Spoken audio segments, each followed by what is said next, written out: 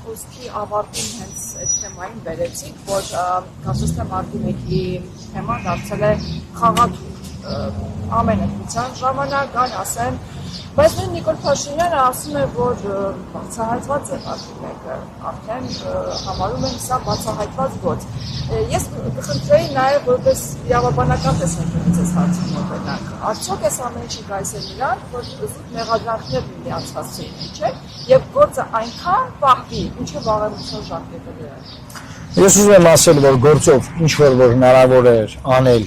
այս իշխանության ժամանակ արդեն արվել է, նոր բան իրենք չեն կարող անել։ Ինչ վերաբերում է վաղեմության ժամկետներին, ապա վաղեմության ժամկետներով հիմնականում կոծկվել են կոռուպցիոն գործերը։ Այսինքն Նիկոլ Փաշինյանի օրոք սա կարևոր հայտարարություն է, ես ուզում եմ անել։ Նախորդ ռեժիմի բազմաթիվ կոռուպցիոն ղեկավարներ եւ բազմաթիվ հանցագործություններ, որոնք տեղի են ունեցել, դրանք փակվել են վայրմության ժամկետի լրանալուց հետո, նաև քաղաքացիայի իրավականում կա, չեմ ասում, որտեղ կա հայցային վայրմության նաև, որ պետական մարմինները չեն կարող հայցեր ներկայացնել, գույք հետ բերելու բանի իմաստով, նաև կա քրեական մասով։ Երկու մասով էլ իր իշխանությունը կոծկել է նախորդ ռեժիմների հանցագործությունները եւ նախորդ ռեժիմների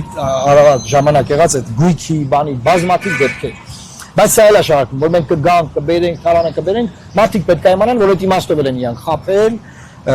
չեն արել, չեն անելու եւ դա էլ է սուտ։ Այսինքն դրան հավատալ ընտրել Նիկոլ Փաշինյանին բացարձակապես խայտարակություն կլինի։ Հավատալ, որ մարտի 1-ը դա բացահայտում է, նորից է բացահայտում, նորից է պատժում, դա էլ խայտարակություն կլինի։ Բայց ուզում եմ կենտրոնանամ այդ հարցի վրա։ Ինքը ինչ էր ասում էր բացահայտված է, բայց Քոչարյանը պետք է նստի։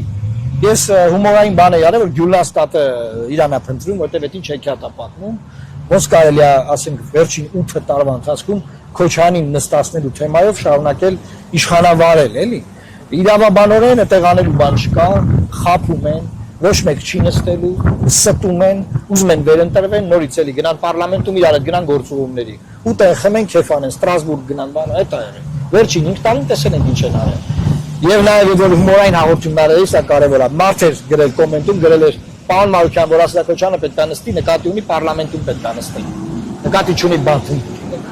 Չի խափում ինքը, էլի պետք է նստի, բայց որտեղ։ Պարլամենտում պետք է նստի, կառավարությունում նստի, չգիտենք։ Չէ՞ մենք միտեղ պետք է նստի։ Դա է իր ասած։ Իսկ գործը ինքնին վաղեմության ժամկետի թե այս գործերը չի։ Ես սպეციფიკայից եմ հիմա հիշողությունս բանանում, բայց ես որքանը որ իրազեկված եմ, գործով ոչ մի նոր բան իրենք այլևս չեն կարող անել, ինչ որ կա արել են, շարքել են բան են արել։ Այս նույն պատմությունը ունենք հոկտեմբերի 27-ի մասով, որ Մերրան շահարկելով, Մերրան այդ արյան վրա անդադար կարիերաներ անելով։ Այդ կարիերաները անողներից մեկը Քոչարյան Անդրանիկն է, մարտի 1-ով էլի Քոչարյան Անդրանիկն է, մի հատ հրաման էր, թե գախնի այդ հրամանով այնքան խոսած եկավ դառավ պատգամավոր Պաշտպանության հանձնաժողովի նախագահ։ Հետո ինչքան խոսացի Մել Ապիլյան պատերազմով այդ պաշտոնը պահեց։ Հիմա էլ խոսած 44 օրա պատերազմով, այն էլ արդեն այդ զեկույցը ոչ հրապարակում են, ոչ բան պաշտոնը դե բնականաբար էլ չի պահում։ Մի ամբողջ բան կարիերա, մի ամբողջ կյանք մարդը վայելեց մի հատ գախնի մարտի 1-ի 0030 գախնի հրամանով, մի հատ Ապիլյան պատերազմի զեկույցով, մի հատ էլ 44 օրա պատերազմ։ Բայց այստեղ բախվեց Գերանի։ Այստեղ բախվեց Գերանի, որովհետև նախ այդ զեկույցը մի բան չի հրապարակեն, բայց այնքան չեն ուզում պատերազմի թեման քննարկվի, որ դա չթողեցին հրապարակել։ Այդ զեկույցով իրենք արդարացնում են իրենց միայն։